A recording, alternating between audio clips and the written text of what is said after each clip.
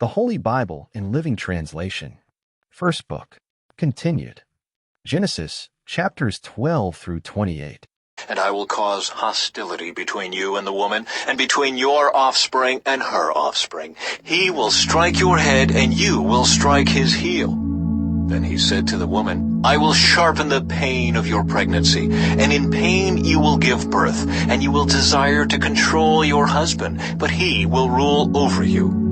And to the man he said, Since you listened to your wife and ate from the tree whose fruit I commanded you not to eat, the ground is cursed because of you. All your life you will struggle to scratch a living from it. It will grow thorns and thistles for you, though you will eat of its grains. By the sweat of your brow will you have food to eat until you return to the ground from which you were made. For you were made from dust, and to dust you will return. Chapter 12. The Call of Abram. The Lord had said to Abram, Leave your native country, your relatives and your father's family, and go to the land that I will show you. I will make you into a great nation. I will bless you and make you famous, and you will be a blessing to others. I will bless those who bless you and curse those who treat you with contempt. All the families on earth will be blessed through you. So Abram departed, as the Lord had instructed, and Lot went with him. Abram was 75 years old when he left Haran. He took his wife Sarai, his nephew Lot, and all his wealth, his livestock, and all the people he had taken into his household at Haran, and headed for the land of Canaan. When they arrived in Canaan, Abram traveled through the land as far as Shechem. There he set up camp beside the oak of Moreh. At that time, the area was inhabited by Canaanites. Then the Lord appeared to Abram and said, I will give this land to your descendants. And Abram built an altar there and dedicated it to the Lord, who had appeared to him. After that, Abram traveled south and set up camp in the hill country, with Bethel to the west and Ai to the east. There he built another altar and dedicated it to the Lord, and he worshipped the Lord. Then Abram continued traveling south by stages toward the Negev. Abram and Sarai in Egypt. At that time a severe famine struck the land of Canaan, forcing Abram to go down to Egypt, where he lived as a foreigner. As he was approaching the border of Egypt, Abram said to his wife Sarai, Look, you are a very beautiful woman. When the Egyptians see you, they will say, This is his wife. Let's kill him, then we can have her. So please tell them you are my sister. Then they will spare my life and treat me well because of their interest in you. And sure enough, when Abram arrived in Egypt, everyone spoke of Sarai's beauty. When the palace officials saw her, they sang her praises to Pharaoh, their king, and Sarai was taken into his palace. Then Pharaoh gave Abram many gifts because of her: sheep, goats, cattle, male and female donkeys, male and female servants, and camels. But the Lord sent terrible plagues upon Pharaoh and his household because of Sarai, Abram's wife.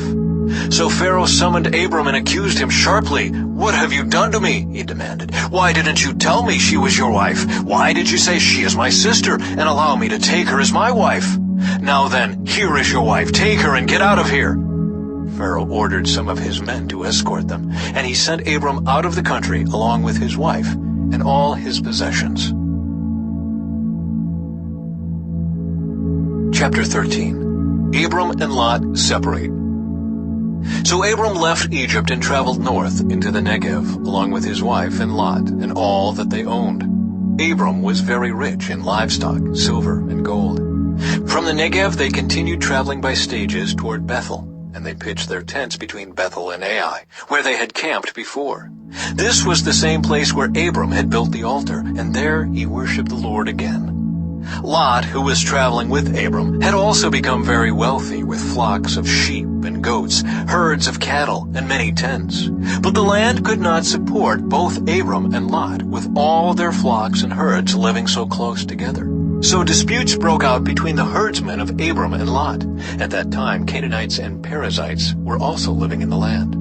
Finally, Abram said to Lot, Let's not allow this conflict to come between us or our herdsmen. After all, we are close relatives. The whole countryside is open to you. Take your choice of any section of the land you want, and we will separate. If you want the land to the left, then I'll take the land on the right.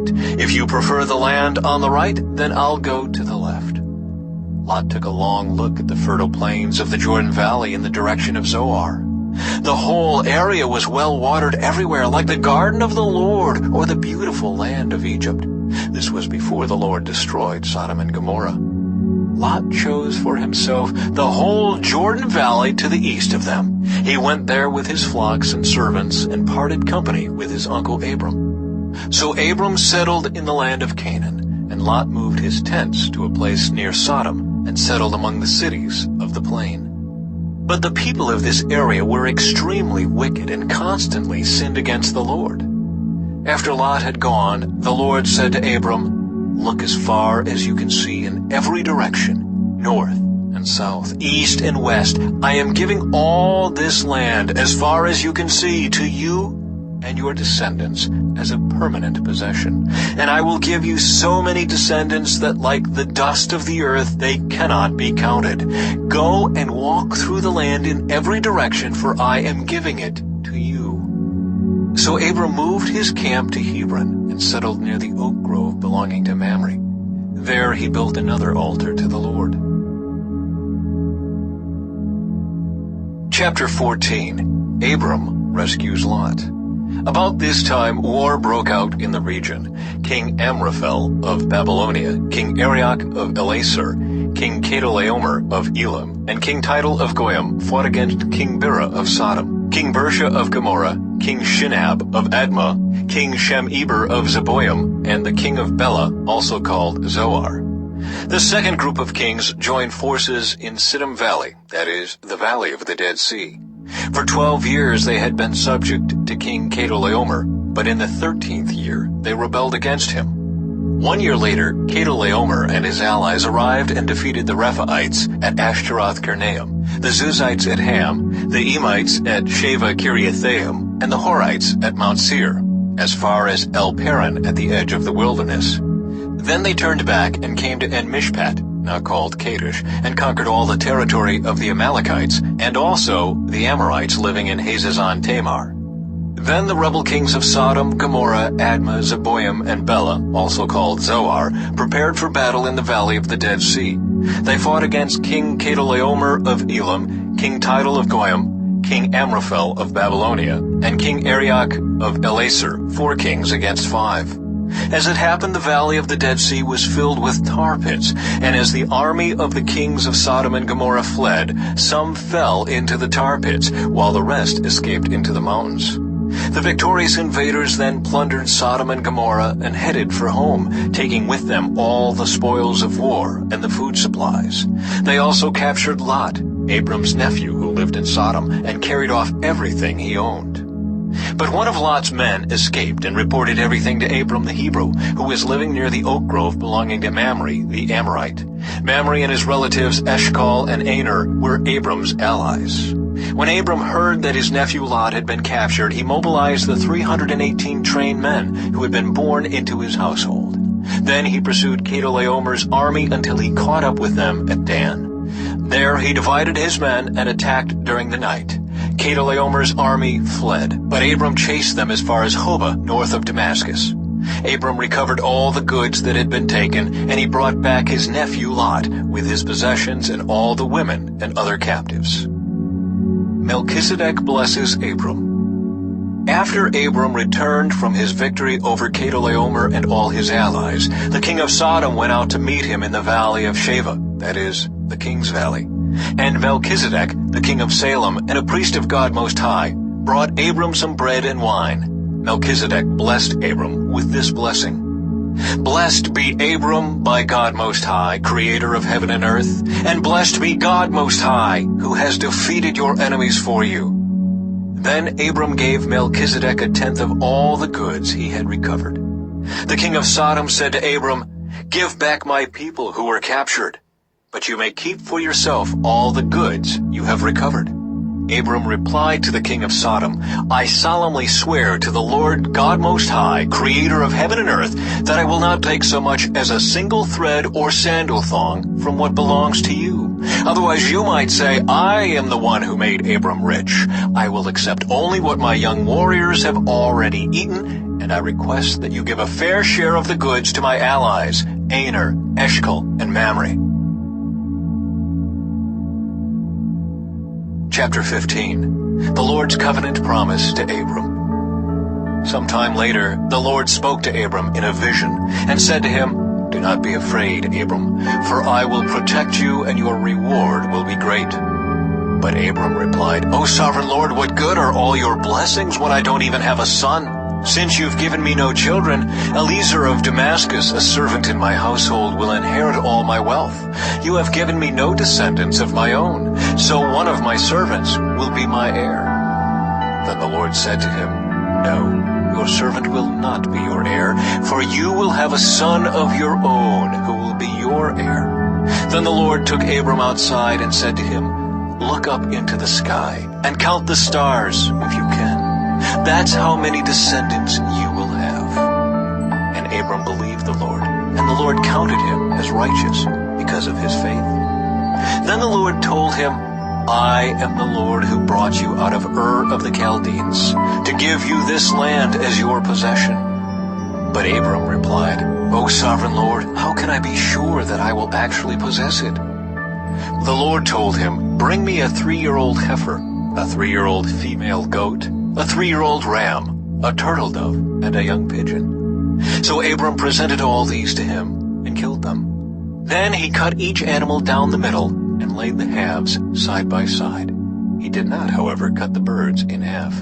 Some vultures swooped down to eat the carcasses, but Abram chased them away.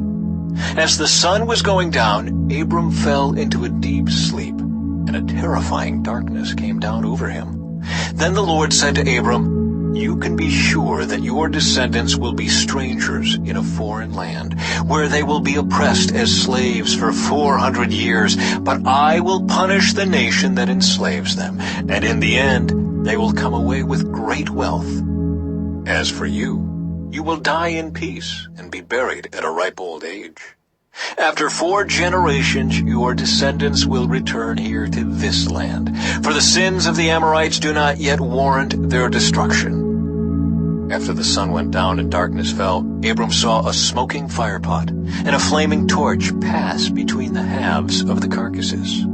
So the Lord made a covenant with Abram that day and said, I have given this land to your descendants all the way from the border of Egypt to the great Euphrates River, the land now occupied by the Kenites, Kenizzites, Cadmonites, Hittites, Perizzites, Rephaites, Amorites, Canaanites, Girgashites, and Jebusites.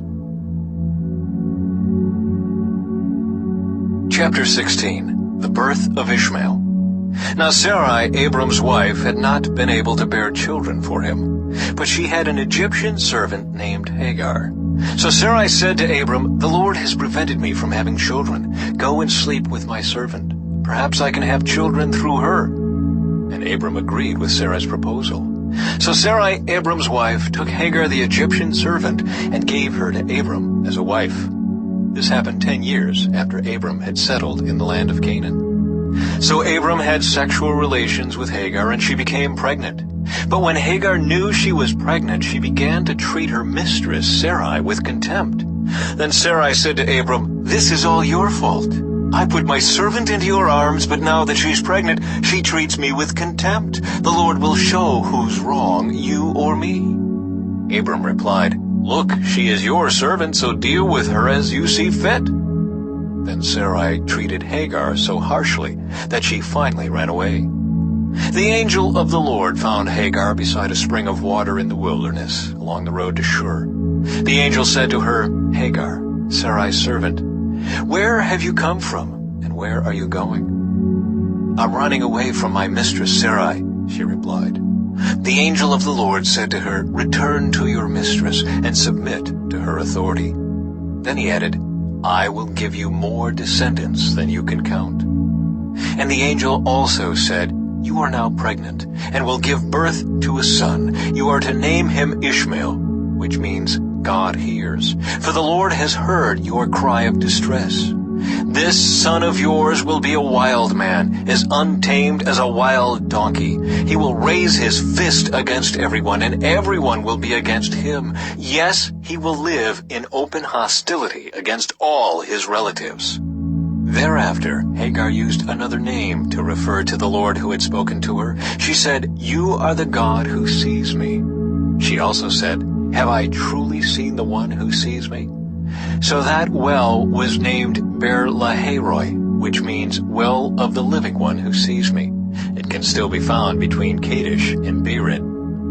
So Hagar gave Abram a son, and Abram named him Ishmael.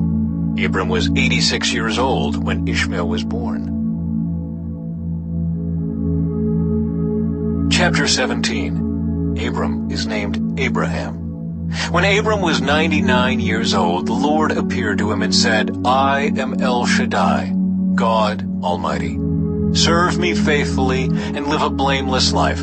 I will make a covenant with you, by which I will guarantee to give you countless descendants." At this, Abram fell face down on the ground. Then God said to him, "This is my covenant with you. I will make you the father of a multitude of nations. What's more, I am changing your name. It will no longer be Abram. Instead, you will be called Abraham, for you will be the father of many nations. I will make you extremely fruitful. Your descendants will become many nations, and kings will be among them.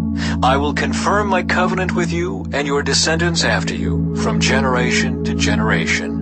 This is the everlasting covenant. I will always be your God, and the God of your descendants after you. And I will give the entire land of Canaan, where you now live as a foreigner, to you and your descendants. It will be their possession forever, and I will be their God."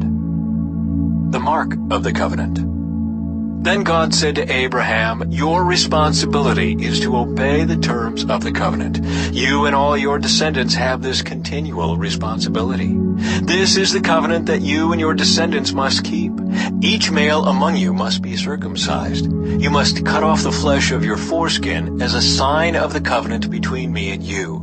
From generation to generation, every male child must be circumcised on the 8th day after his birth. This applies not only to members of your family, but also to the servants born in your household and the foreign-born servants whom you have purchased. All must be circumcised. Your bodies will bear the mark of my everlasting covenant. Any male who fails to be circumcised will be cut off from the covenant family for breaking the covenant." Sarai is named Sarah.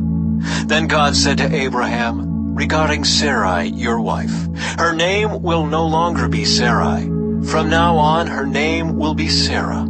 And I will bless her and give you a son from her. Yes, I will bless her richly, and she will become the mother of many nations. Kings of nations will be among her descendants."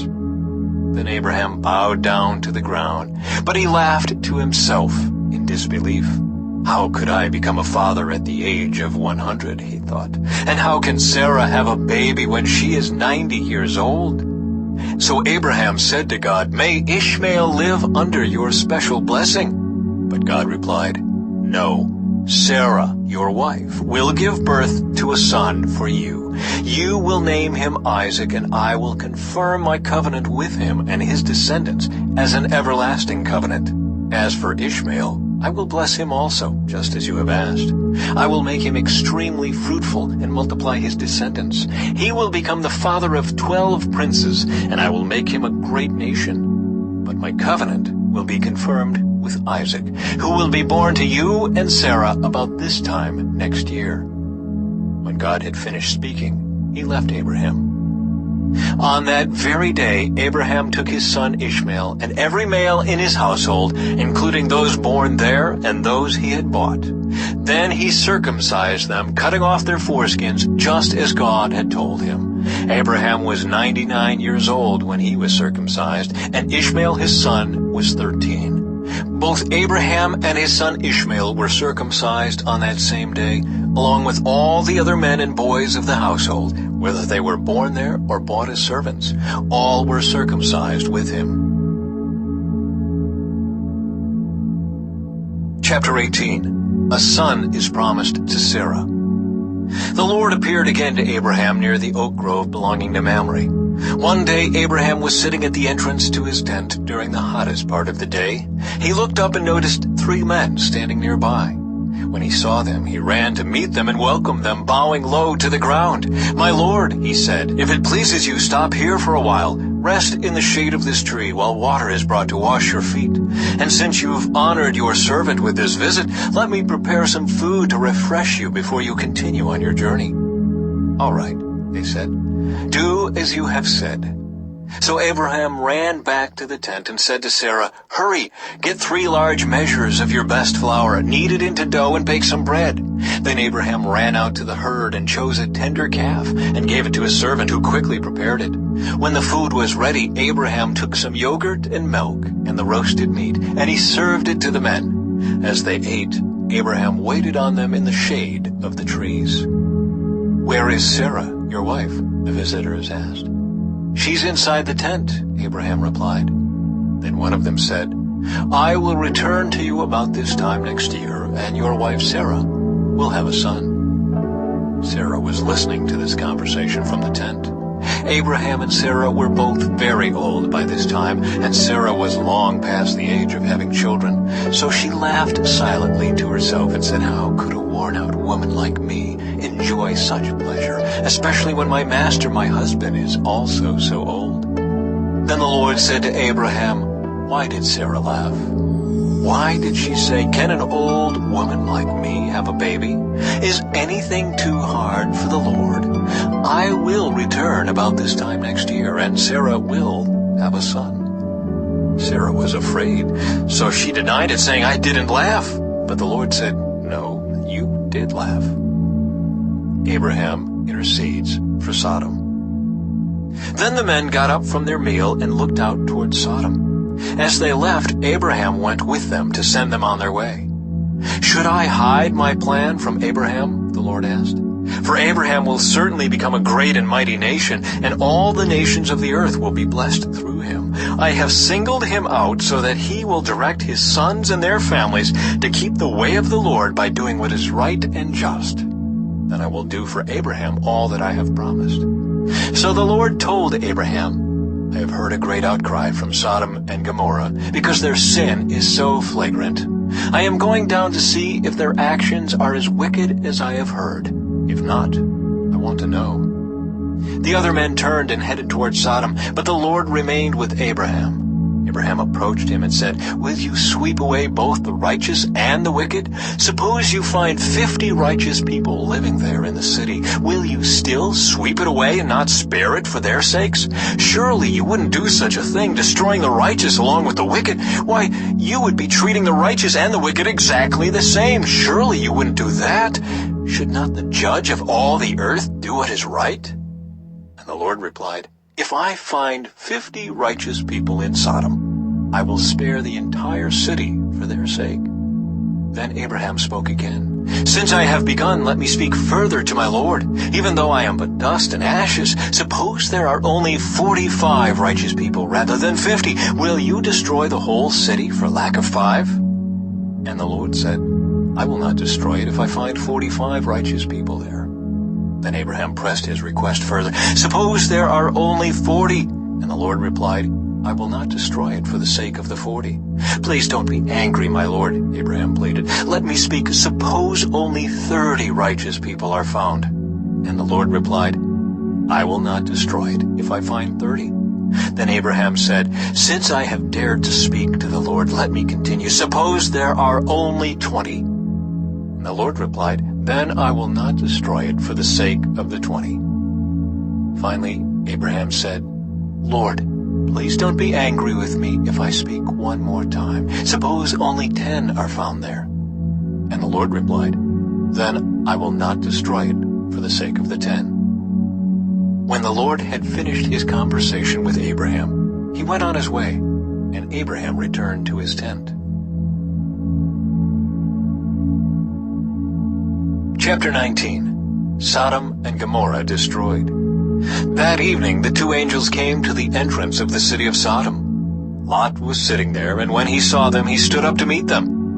Then he welcomed them and bowed with his face to the ground. "My lords," he said, "come to my home to wash your feet and be my guests for the night. You may then get up early in the morning and be on your way again." "Oh, no," they replied. "We'll just spend the night out here in the city square." But Lot insisted. So at last they went home with him. Lot prepared a feast for them, complete with fresh bread made without yeast, and they ate. But before they retired for the night, all the men of Sodom, young and old, came from all over the city and surrounded the house. They shouted to Lot, "Where are the men who came to spend the night with you? Bring them out to us so we can have sex with them." So Lot stepped outside to talk to them, shutting the door behind him. "Please, my brothers," he begged, "don't do such a wicked thing. Look, I have 2 virgin daughters. Let me bring them out to you, and you can do with them as you wish. But please leave these men alone, for they are my guests and are under my protection." "Stand back," they shouted. "This fella came to town as an outsider, and now he's acting like our judge. We'll treat you far worse than those other men." And they lunged toward Lot to break down the door. But the 2 angels reached out, pulled Lot into the house, and bolted the door. Then they blinded all the men, young and old, who were at the door of the house, so they gave up trying to get inside. Meanwhile, the angels questioned Lot. "Do you have any other relatives here in the city?" they asked. "Get them out of this place, your sons-in-law, sons, daughters, or anyone else. For we are about to destroy this city completely. The outcry against this place is so great it has reached the Lord, and he has sent us to destroy it." So Lot rushed out to tell his daughter's fiancés, "Quick, get out of the city. The Lord is about to destroy it." But the young men thought he was only joking. At dawn the next morning, the angels became insistent. "Hurry," they said to Lot. "Take your wife and your 2 daughters who are here. Get out right now, or you will be swept away in the destruction of the city." When Lot still hesitated, the angels seized his hand and the hands of his wife and 2 daughters and rushed them to safety outside the city, for the Lord was merciful. When they were safely out of the city, one of the angels ordered, "Run for your lives and don't look back or stop anywhere in the valley. Escape to the mountains or you will be swept away."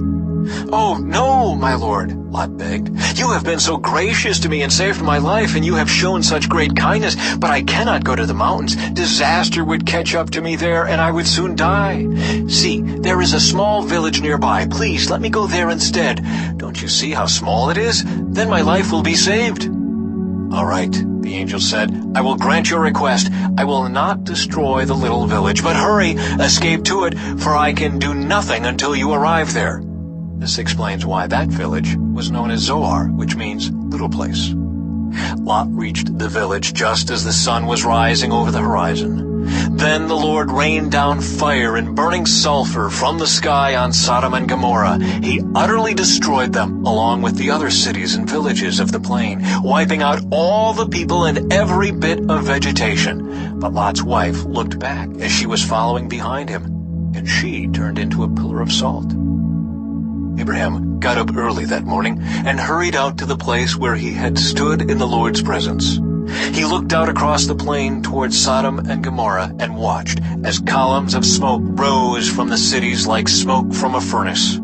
But God had listened to Abraham's request and kept Lot safe, removing him from the disaster that engulfed the cities on the plain. Lot and his daughters. Afterward, Lot left Zoar because he was afraid of the people there, and he went to live in a cave in the mountains with his 2 daughters. One day, the older daughter said to her sister, "There are no men left anywhere in this entire area, so we can't get married like everyone else, and our father will soon be too old to have children. Come, let's get him drunk with wine, and then we will have sex with him. That way we will preserve our family line through our father." So that night, they got him drunk with wine, and the older daughter went in and had intercourse with her father. He was unaware of her lying down or getting up again. The next morning, the older daughter said to her younger sister, "I had sex with our father last night. Let's get him drunk with wine again tonight, and you go in and have sex with him. That way we will preserve our family line through our father." So that night they got him drunk with wine again, and the younger daughter went in and had intercourse with him. As before, he was unaware of her lying down or getting up again. As a result, both of Lot's daughters became pregnant by their own father. When the older daughter gave birth to a son, she named him Moab. He became the ancestor of the nation now known as the Moabites. When the younger daughter gave birth to a son, she named him Ben-Ami. He became the ancestor of the nation now known as the Ammonites. Chapter 20. Abraham deceives Abimelech. Abraham moved south to the Negev and lived for a while between Kadesh and Shur, and then he moved on to Gerar. While living there as a foreigner, Abraham introduced his wife Sarah by saying, "She is my sister." So King Abimelech of Gerar sent for Sarah and had her brought to him at his palace. But that night God came to Abimelech in a dream and told him, "You are a dead man, for that woman you have taken is already married." But Abimelech had not slept with her yet. So he said, "Lord, will you destroy an innocent nation? Didn't Abraham tell me she is my sister?"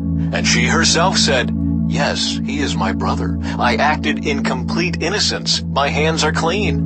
In the dream, God responded, "Yes, I know you are innocent. That's why I kept you from sinning against me and why I did not let you touch her.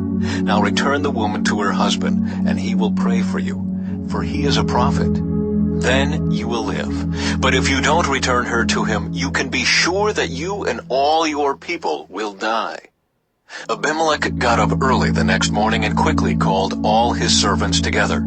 When he told them what had happened, his men were terrified. Then Abimelech called for Abraham. "What have you done to us?" he demanded. "What crime have I committed that deserves treatment like this, making me and my kingdom guilty of this great sin? No one should ever do what you have done. Whatever possessed you to do such a thing?" Abraham replied, "I thought, this is a godless place. They will want my wife and will kill me to get her. And she really is my sister, for we both have the same father, but different mothers. And I married her. When God called me to leave my father's home and to travel from place to place, I told her, 'Do me a favor. Wherever we go, tell the people that I am your brother.' Then Abimelech took some of his sheep and goats, cattle, and male and female servants, and he presented them to Abraham. He also returned his wife Sarah to him. Then Abimelech said, 'Look over my land and choose any place where you would like to live.' And he said to Sarah, 'Look, I am giving your brother 1,000 pieces of silver in the presence of all these witnesses. This is to compensate you for any wrong I may have done to you. This will settle any claim against me, and your reputation is cleared.'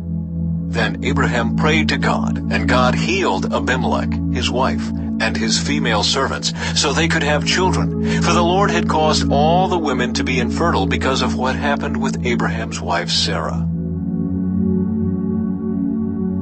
Chapter 21. The Birth of Isaac. The Lord kept his word and did for Sarah exactly what he had promised. She became pregnant, and she gave birth to a son for Abraham in his old age. This happened at just the time God had said it would. And Abraham named their son Isaac. 8 days after Isaac was born, Abraham circumcised him as God had commanded. Abraham was 100 years old when Isaac was born. And Sarah declared, "God has brought me laughter. All who hear about this will laugh with me. Who would have said to Abraham that Sarah would nurse a baby? Yet I have given Abraham a son in his old age." Hagar and Ishmael are sent away. When Isaac grew up and was about to be weaned, Abraham prepared a huge feast to celebrate the occasion. But Sarah saw Ishmael, the son of Abraham, and her Egyptian servant Hagar making fun of her son Isaac. So she turned to Abraham and demanded, "Get rid of that slave woman and her son. He is not going to share the inheritance with my son Isaac. I won't have it." This upset Abraham very much because Ishmael was his son. But God told Abraham, "Do not be upset over the boy and your servant. Do whatever Sarah tells you, for Isaac is the son through whom your descendants will be counted. But I will also make a nation of the descendants of Hagar's son, because he is your son too." So Abraham got up early the next morning, prepared food and a container of water, and strapped them on Hagar's shoulders. Then he sent her away with their son, and she wandered aimlessly in the wilderness of Beersheba. When the water was gone, she put the boy in the shade of a bush. Then she went and sat down by herself about 100 yards away. "I don't want to watch the boy die," she said, as she burst into tears. But God heard the boy crying, and the angel of God called to Hagar from heaven, "Hagar, what's wrong? Do not be afraid. God has heard the boy crying as he lies there. Go to him and comfort him, for I will make a great nation from his descendants." Then God opened Hagar's eyes, and she saw a well full of water. She quickly filled her water container and gave the boy a drink. And God was with the boy as he grew up in the wilderness. He became a skillful archer, and he settled in the wilderness of Paran. His mother arranged for him to marry a woman from the land of Egypt. Abraham's covenant with Abimelech. About this time, Abimelech came with Phicol, his army commander, to visit Abraham. "God is obviously with you, helping you in everything you do," Abimelech said. "Swear to me in God's name that you will never deceive me, my children, or any of my descendants. I have been loyal to you, so now swear that you will be loyal to me and to this country where you are living as a foreigner." Abraham replied, "Yes, I swear to it." Then Abraham complained to Abimelech about a well that Abimelech's servants had taken by force from Abraham's servants. "This is the first I've heard of it," Abimelech answered. "I have no idea who is responsible. You have never complained about this before." Abraham then gave some of his sheep, goats, and cattle to Abimelech, and they made a treaty. But Abraham also took 7 additional female lambs and set them off by themselves. Abimelech asked, "Why have you set these 7 apart from the others?" Abraham replied, "Please accept these 7 lambs to show your agreement that I dug this well." Then he named the place Beersheba, which means well of the oath, because that was where they had sworn the oath. After making their covenant at Beersheba, Abimelech left with Phicol, the commander of his army, and they returned home to the land of the Philistines. Then Abraham planted a tamarisk tree at Beersheba, and there he worshipped the Lord, the eternal God. And Abraham lived as a foreigner in Philistine country for a long time. Chapter 22. Abraham's faith tested. Sometime later, God tested Abraham's faith. "Abraham," God called. "Yes," he replied, "here I am." "Take your son, your only son, yes, Isaac, whom you love so much, and go to the land of Moriah. Go and sacrifice him as a burnt offering on one of the mountains, which I will show you." The next morning, Abraham got up early. He saddled his donkey and took 2 of his servants with him, along with his son Isaac. Then he chopped wood for a fire for a burnt offering and set out for the place God had told him about. On the 3rd day of their journey, Abraham looked up and saw the place in the distance. "Stay here with the donkey," Abraham told the servants. "The boy and I will travel a little farther. We will worship there, and then we will come right back." So Abraham placed the wood for the burnt offering on Isaac's shoulders, while he himself carried the fire and the knife. As the 2 of them walked on together, Isaac turned to Abraham and said, "Father?" "Yes, my son," Abraham replied. "We have the fire and the wood," the boy said, "but where is the sheep for the burnt offering?" "God will provide a sheep for the burnt offering, my son," Abraham answered. And they both walked on together. When they arrived at the place where God had told him to go, Abraham built an altar and arranged the wood on it. Then he tied his son Isaac and laid him on the altar on top of the wood. And Abraham picked up the knife to kill his son as a sacrifice. At that moment the angel of the Lord called to him from heaven, "Abraham, Abraham!" "Yes," Abraham replied, "here I am." "Don't lay a hand on the boy," the angel said. "Do not hurt him in any way, for now I know that you truly fear God. You have not withheld from me even your son, your only son." Then Abraham looked up and saw a ram caught by its horns in a thicket. So he took the ram and sacrificed it as a burnt offering in place of his son. Abraham named the place Yahweh-Yireh, which means the Lord will provide. To this day, people still use that name as a proverb. On the mountain of the Lord it will be provided. Then the angel of the Lord called again to Abraham from heaven. This is what the Lord says, because you have obeyed me and have not withheld even your son, your only son, I swear by my own name that I will certainly bless you. I will multiply your descendants beyond number, like the stars in the sky and the sand on the seashore. Your descendants will conquer the cities of their enemies, and through your descendants all the nations of the earth will be blessed, all because you have obeyed me. Then they returned to the servants and traveled back to Beersheba, where Abraham continued to live. Soon after this, Abraham heard that Milcah, his brother Nahor's wife, had borne Nahor 8 sons. The oldest was named Uz. The next oldest was Buz, followed by Kemuel, the ancestor of the Arameans, Kezib, Hazo, Pildash, Jidlaph, and Bethuel. Bethuel became the father of Rebekah. In addition to these 8 sons from Milcah, Nahor had 4 other children from his concubine Reumah. Their names were Tebah, Gaham, Tahash, and Maacah. Chapter 23. The Burial of Sarah. When Sarah was 127 years old, she died at Kiriath Arba, now called Hebron, in the land of Canaan. There Abraham mourned and wept for her. Then, leaving her body, he said to the Hittite elders, "Here I am, a stranger and a foreigner among you. Please sell me a piece of land so I can give my wife a proper burial." The Hittites replied to Abraham, "Listen, my lord, you are an honored prince among us. Choose the finest of our tombs and bury her there. No one here will refuse to help you in this way." Then Abraham bowed low before the Hittites and said, "Since you are willing to help me in this way, be so kind as to ask Ephron, son of Zohar, to let me buy his cave at Machpelah, down at the end of his field. I will pay the full price in the presence of witnesses, so I will have a permanent burial place for my family." Ephron was sitting there among the others, and he answered Abraham as the others listened, speaking publicly before all the Hittite elders of the town. "No, my lord," he said to Abraham, "please listen to me. I will give you the field and the cave. Here in the presence of my people I give it to you. Go and bury your dead." Abraham again bowed low before the citizens of the land, and he replied to Ephron as everyone listened, "No, listen to me. I will buy it from you. Let me pay the full price for the field so I can bury my dead there."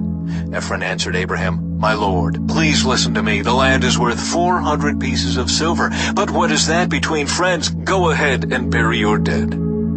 So Abraham agreed to Ephron's price and paid the amount he had suggested, 400 pieces of silver, weighed according to the market standard. The Hittite elders witnessed the transaction. So Abraham bought the plot of land belonging to Ephron at Machpelah near Mamre. This included the field itself, the cave that was in it, and all the surrounding trees. It was transferred to Abraham as his permanent possession in the presence of the Hittite elders at the city gate.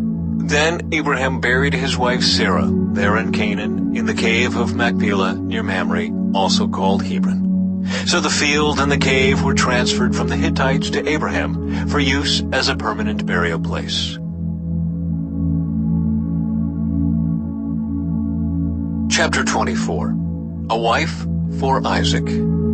Abraham was now a very old man, and the Lord had blessed him in every way. One day Abraham said to his oldest servant, the man in charge of his household, "Take an oath by putting your hand under my thigh. Swear by the Lord, the God of heaven and earth, that you will not allow my son to marry one of these local Canaanite women. Go instead to my homeland, to my relatives, and find a wife there for my son Isaac." The servant asked, "But what if I can't find a young woman who is willing to travel so far from home? Should I then take Isaac there to live among your relatives in the land you came from?" "No," Abraham responded, "be careful never to take my son there. For the Lord, the God of heaven, who took me from my father's house and my native land, solemnly promised to give this land to my descendants. He will send his angel ahead of you, and he will see to it that you find a wife there for my son. If she is unwilling to come back with you, then you are free from this oath of mine, but under no circumstances are you to take my son there." So the servant took an oath by putting his hand under the thigh of his master Abraham. He swore to follow Abraham's instructions. Then he loaded 10 of Abraham's camels with all kinds of expensive gifts from his master, and he traveled to distant Aram Naharaim. There he went to the town where Abraham's brother Nahor had settled. He made the camels kneel beside a well just outside the town. It was evening, and the women were coming out to draw water. "O Lord, God of my master Abraham," he prayed, "please give me success today and show unfailing love to my master Abraham. See, I am standing here beside this spring, and the young women of the town are coming out to draw water. This is my request. I will ask one of them, 'Please give me a drink from your jug.' If she says, 'Yes, have a drink, and I will water your camels too,' let her be the one you have selected as Isaac's wife. This is how I will know that you have shown unfailing love to my master." Before he had finished praying, he saw a young woman named Rebekah coming out with her water jug on her shoulder. She was the daughter of Bethuel, who was the son of Abraham's brother Nahor and his wife Milcah. Rebekah was very beautiful and old enough to be married, but she was still a virgin. She went down to the spring, filled her jug, and came up again. Running over to her, the servant said, "Please, give me a little drink of water from your jug." "Yes, my lord," she answered. "Have a drink." And she quickly lowered her jug from her shoulder and gave him a drink. When she had given him a drink, she said, "I'll draw water for your camels too, until they have had enough to drink." So she quickly emptied her jug into the watering trough and ran back to the well to draw water for all his camels. The servant watched her in silence, wondering whether or not the Lord had given him success in his mission. Then at last, when the camels had finished drinking, he took out a gold ring for her nose and 2 large gold bracelets for her wrists. "Whose daughter are you?" he asked. "And please tell me, would your father have any room to put us up for the night?" "I am the daughter of Bethuel," she replied. "My grandparents are Nahor and Milcah. Yes, we have plenty of straw and feed for the camels, and we have room for guests." The man bowed low and worshipped the Lord. "Praise the Lord, the God of my master Abraham," he said. "The Lord has shown unfailing love and faithfulness to my master, for he has led me straight to my master's relatives." The young woman ran home to tell her family everything that had happened. Now Rebekah had a brother named Laban, who ran out to meet the man at the spring. He had seen the nose ring and the bracelets on his sister's wrists, and had heard Rebekah tell what the man had said. So he rushed out to the spring where the man was still standing beside his camels. Laban said to him, "Come and stay with us, you who are blessed by the Lord. Why are you standing here outside the town when I have a room all ready for you and a place prepared for the camels?" So the man went home with Laban, and Laban unloaded the camels, gave him straw for their bedding, fed them, and provided water for the man and the camel drivers to wash their feet. Then food was served. But Abraham's servant said, "I don't want to eat until I have told you why I have come." "All right," Laban said, "tell us." "I am Abraham's servant," he explained, "and the Lord has greatly blessed my master. He has become a wealthy man. The Lord has given him flocks of sheep and goats, herds of cattle, a fortune in silver and gold, and many male and female servants and camels and donkeys. When Sarah, my master's wife, was very old, she gave birth to my master's son, and my master has given him everything he owns. And my master made me take an oath. He said, 'Do not allow my son to marry one of these local Canaanite women. Go instead to my father's house, to my relatives, and find a wife there for my son.' But I said to my master, 'What if I can't find a young woman who is willing to go back with me?' He responded, 'The Lord in whose presence I have lived will send his angel with you and will make your mission successful. Yes, you must find a wife for my son from among my relatives, from my father's family. Then you will have fulfilled your obligation. But if you go to my relatives and they refuse to let her go with you, you will be free from my oath.' So today, when I came to the spring, I prayed this prayer: O Lord God of my master Abraham, please give me success on this mission. See, I am standing here beside the spring. This is my request. When a young woman comes to draw water, I will say to her, please give me a little drink of water from your jug. If she says, yes, have a drink, and I will draw water for your camels too, let her be the one you have selected to be the wife of my master's son. Before I had finished praying in my heart, I saw Rebekah coming out with her water jug on her shoulder. She went down to the spring and drew water. So I said to her, please give me a drink. She quickly lowered her jug from her shoulder and said, yes, have a drink and I will water your camels too. So I drank, and then she watered the camels. Then I asked, whose daughter are you? She replied, I am the daughter of Bethuel, and my grandparents are Nahor and Milcah. So I put the ring on her nose and the bracelets on her wrists.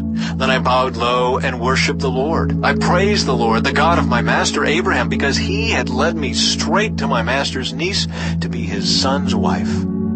So tell me, will you or won't you show unfailing love and faithfulness to my master? Please tell me yes or no, and then I'll know what to do next.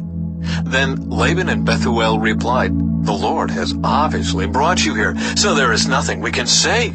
Here is Rebekah, take her and go. Yes, let her be the wife of your master's son, as the Lord has directed. When Abraham's servant heard their answer, he bowed down to the ground and worshipped the Lord. Then he brought out silver and gold jewelry and clothing and presented them to Rebekah. He also gave expensive presents to her brother and mother.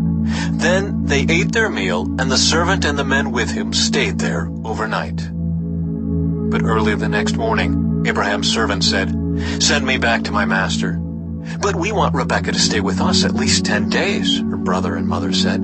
Then she can go. But he said, don't delay me. The Lord has made my mission successful. Now send me back so I can return to my master. Well, they said, we'll call Rebekah and ask her what she thinks. So they called Rebekah. Are you willing to go with this man? They asked her. And she replied, yes, I will go. So they said goodbye to Rebekah and sent her away with Abraham's servant and his men. The woman who had been Rebekah's childhood nurse went along with her. They gave her this blessing as she parted. Our sister, may you become the mother of many millions. May your descendants be strong and conquer the cities of their enemies.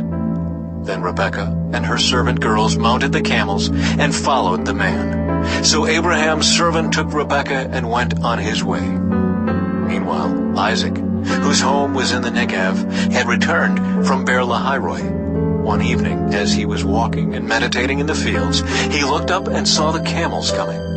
When Rebekah looked up and saw Isaac, she quickly dismounted from her camel. Who is that man walking through the fields to meet us? She asked the servant. And he replied, it is my master. So Rebekah covered her face with her veil. Then the servant told Isaac everything he had done. And Isaac brought Rebekah into his mother Sarah's tent, and she became his wife. He loved her deeply, and she was a special comfort to him after the death of his mother.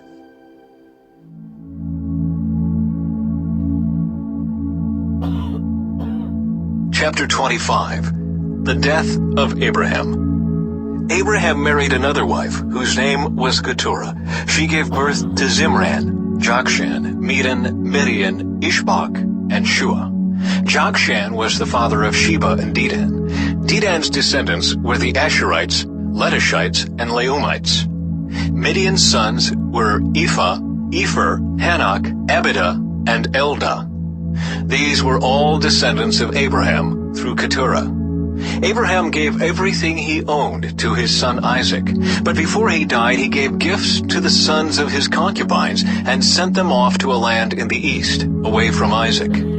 Abraham lived for 175 years, and he died at a ripe old age, having lived a long and satisfying life. He breathed his last and joined his ancestors in death.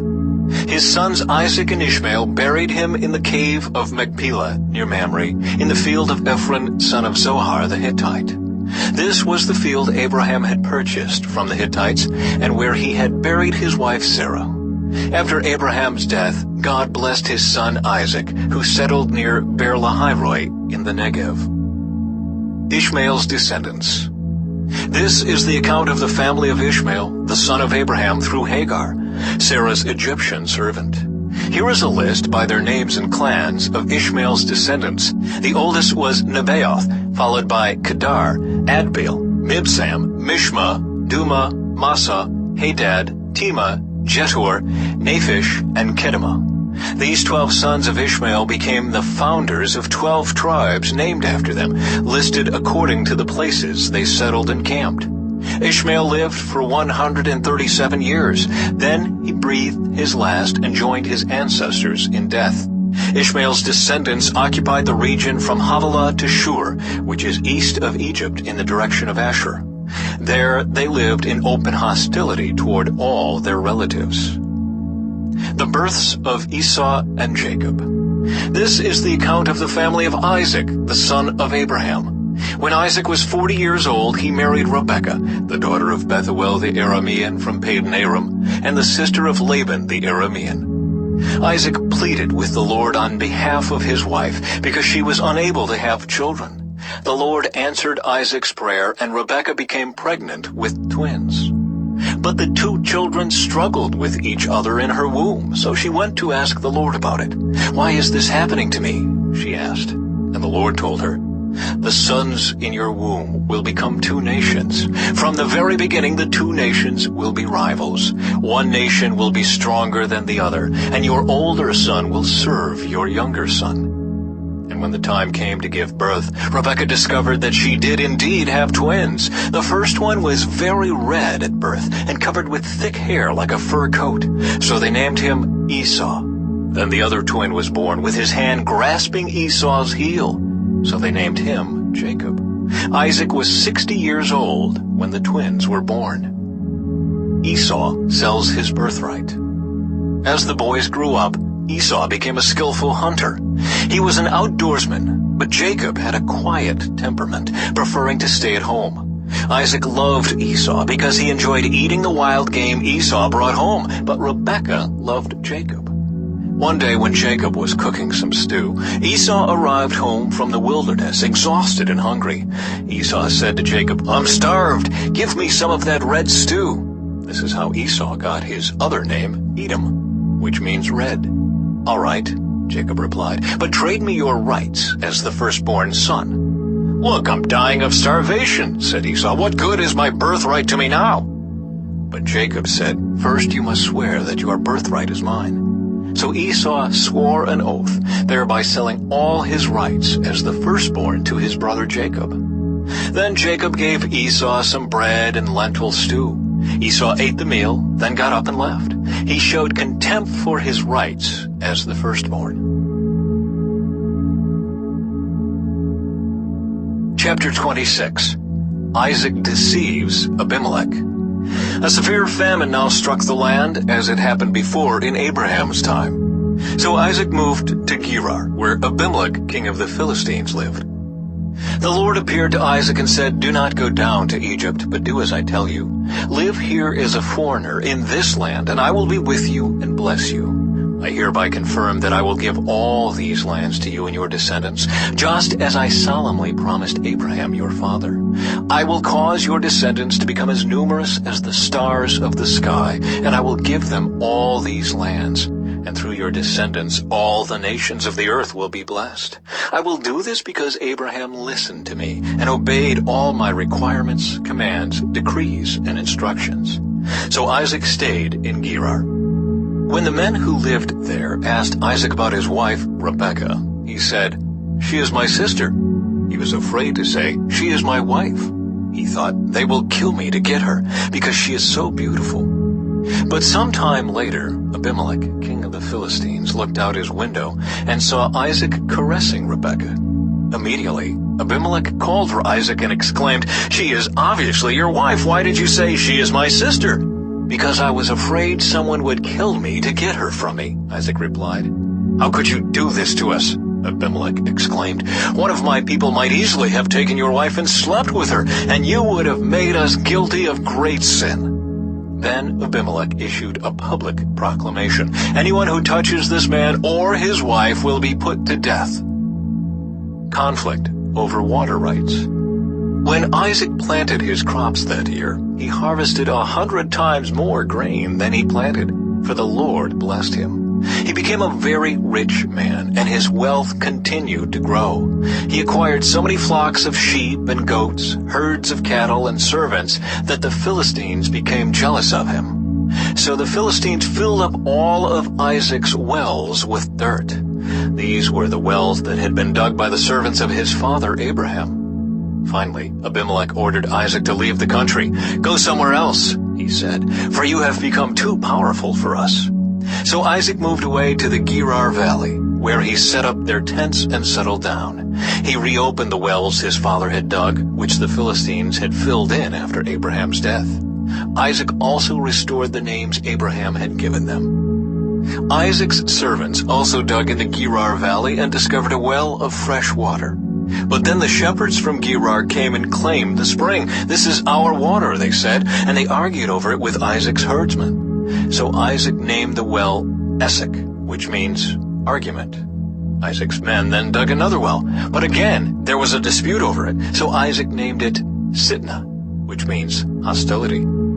Abandoning that one, Isaac moved on and dug another well. This time there was no dispute over it, so Isaac named the place Rehoboth, which means open space. For he said, "At last the Lord has created enough space for us to prosper in this land." From there Isaac moved to Beersheba, where the Lord appeared to him on the night of his arrival.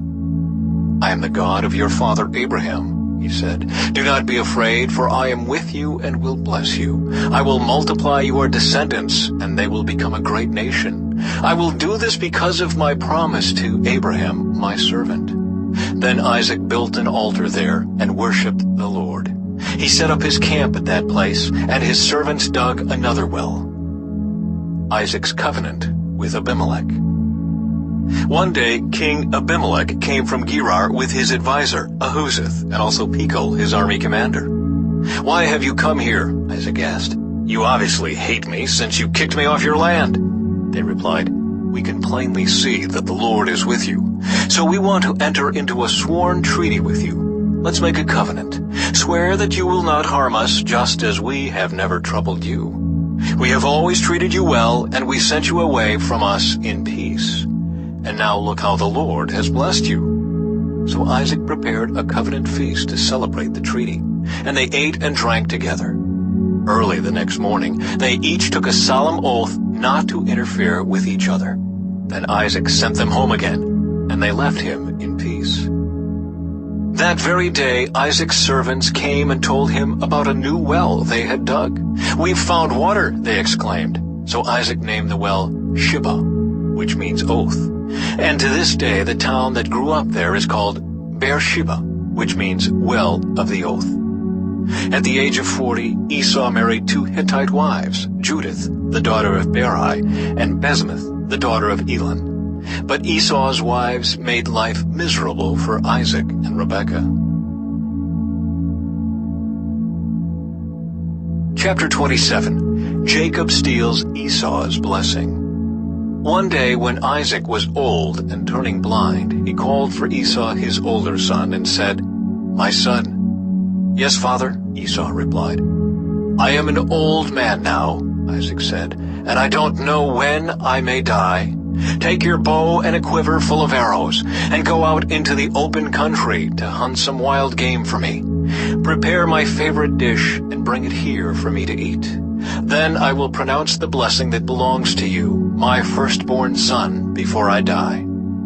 But Rebekah overheard what Isaac had said to his son Esau.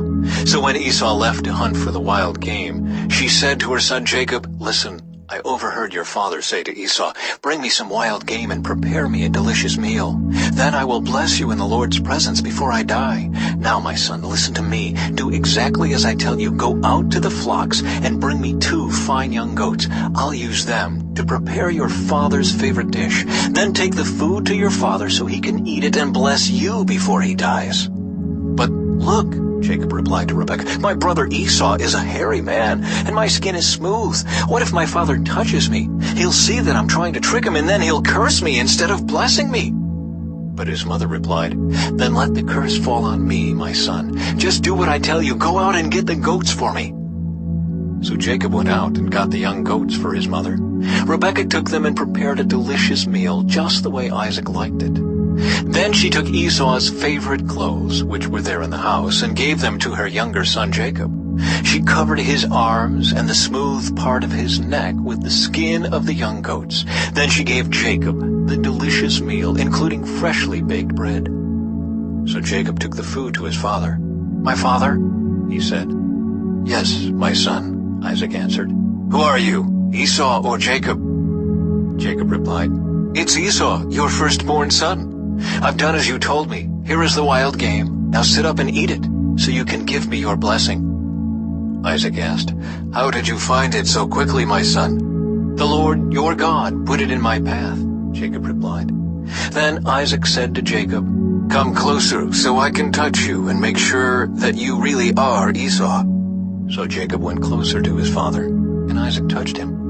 "The voice is Jacob's, but the hands are Esau's," Isaac said. But he did not recognize Jacob because Jacob's hands felt hairy, just like Esau's. So Isaac prepared to bless Jacob. "But are you really my son Esau?" he asked. "Yes, I am," Jacob replied. Then Isaac said, "Now, my son, bring me the wild game. Let me eat it, and then I will give you my blessing." So Jacob took the food to his father, and Isaac ate it. He also drank the wine that Jacob served him. Then Isaac said to Jacob, "Please come a little closer and kiss me, my son." So Jacob went over and kissed him. And when Isaac caught the smell of his clothes, he was finally convinced, and he blessed his son. He said, "The smell of my son is like the smell of the outdoors, which the Lord has blessed. From the dew of heaven and the richness of the earth, may God always give you abundant harvests of grain and bountiful new wine.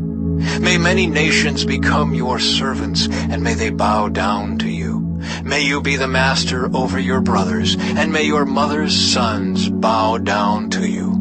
All who curse you will be cursed, and all who bless you will be blessed." As soon as Isaac had finished blessing Jacob, and almost before Jacob had left his father, Esau returned from his hunt. Esau prepared a delicious meal and brought it to his father. Then he said, "Sit up, my father, and eat my wild game, so you can give me your blessing." But Isaac asked him, "Who are you?" Esau replied, "It's your son, your firstborn son Esau." Isaac began to tremble uncontrollably and said, "Then who just served me wild game? I have already eaten it, and I blessed him just before you came, and yes, that blessing must stand." When Esau heard his father's words, he let out a loud and bitter cry. "Oh, my father, what about me? Bless me too," he begged. But Isaac said, "Your brother was here, and he tricked me. He has taken away your blessing."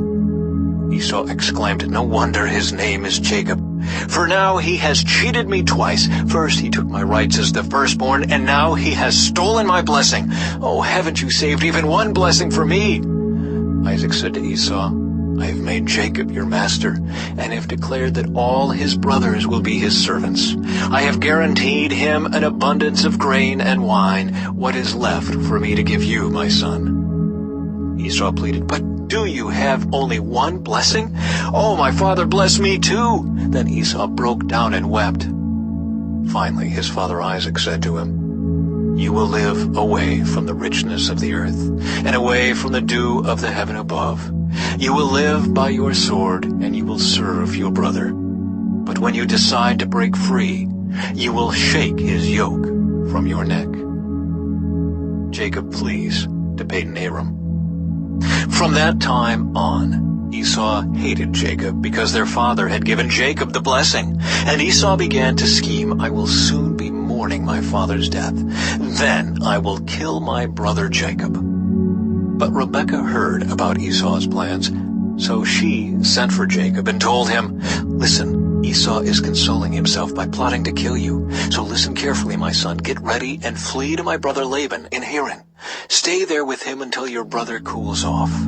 When he calms down and forgets what you have done to him, I will send for you to come back. Why should I lose both of you in one day?" Then Rebekah said to Isaac, "I'm sick and tired of these local Hittite women. I would rather die than see Jacob marry one of them." Chapter 28. So Isaac called for Jacob, blessed him, and said, "You must not marry any of these Canaanite women. Instead, go at once to Padan Aram, to the house of your grandfather Bethuel, and marry one of your uncle Laban's daughters. May God Almighty bless you and give you many children, and may your descendants multiply and become many nations. May God pass on to you and your descendants the blessings he promised to Abraham. May you own this land where you are now living as a foreigner, for God gave this land to Abraham." So Isaac sent Jacob away, and he went to Padan Aram to stay with his uncle Laban, his mother's brother, the son of Bethuel the Aramean. Esau knew that his father Isaac had blessed Jacob and sent him to Padan Aram to find a wife, and that he had warned Jacob, "You must not marry a Canaanite woman." He also knew that Jacob had obeyed his parents and gone to Padan Aram. It was now very clear to Esau that his father did not like the local Canaanite women. So Esau visited his uncle Ishmael's family and married one of Ishmael's daughters in addition to the wives he already had. His new wife's name was Mahalath. She was the sister of Nebaioth and the daughter of Ishmael, Abraham's son. Jacob's dream at Bethel. Meanwhile, Jacob left Beersheba and traveled toward Haran. At sundown, he arrived at a good place to set up camp and stopped there for the night. Jacob found a stone to rest his head against and lay down to sleep. As he slept, he dreamed of a stairway that reached from the earth up to heaven, and he saw the angels of God going up and down the stairway. At the top of the stairway stood the Lord, and he said, "I am the Lord, the God of your grandfather Abraham, and the God of your father Isaac. The ground you are lying on belongs to you. I am giving it to you and your descendants. Your descendants will be as numerous as the dust of the earth. They will spread out in all directions, to the west and the east, to the north and the south, and all the families of the earth will be blessed through you and your descendants.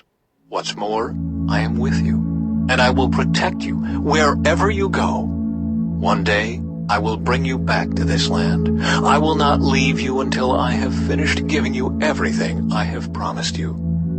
Then Jacob awoke from his sleep and said, "Surely the Lord is in this place, and I wasn't even aware of it."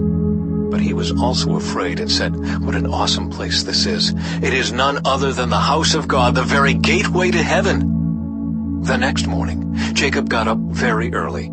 He took the stone he had rested his head against, and he set it upright as a memorial pillar. Then he poured olive oil over it. He named that place Bethel, which means house of God, although the name of the nearby village was Luz.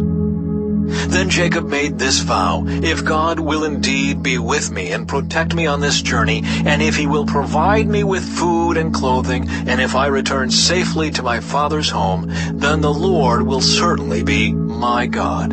And this memorial pillar I have set up will become a place for worshiping God, and I will present to God a tenth of everything he gives me." Chapter 29.